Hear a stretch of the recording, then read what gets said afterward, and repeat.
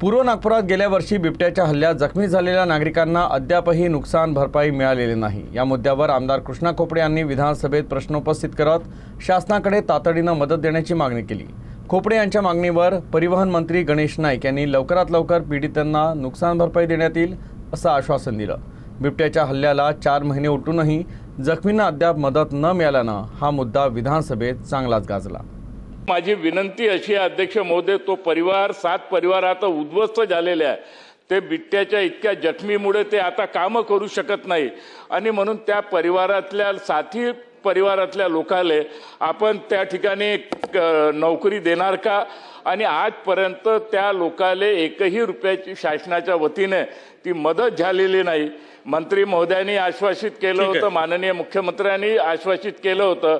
माझी नम्रपणे मंत्री महोदयांना विनंती आहे का त्या परिवाराला आपण निश्चित स्वरूपात सहकार्य करणार का, अशा प्रकारचे आपण या ठिकाणी सांगू। माननीय अध्यक्ष महोदय, सन्मान्य सदस्य कृष्णाजी खोपडे यांनी सांगितलेली गोष्ट खरी आहे।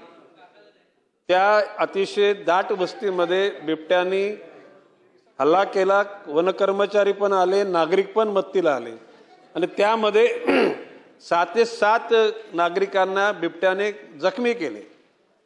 त्याच कालखंडामध्ये मी जाऊन रुग्णालयामध्ये त्यांची भेट घेतली, त्यांची विचारपूस केली आणि खात्याला त्यांच्या रुग्णालयात मधला खर्च करण्याचे खात्याला आदेशित केले।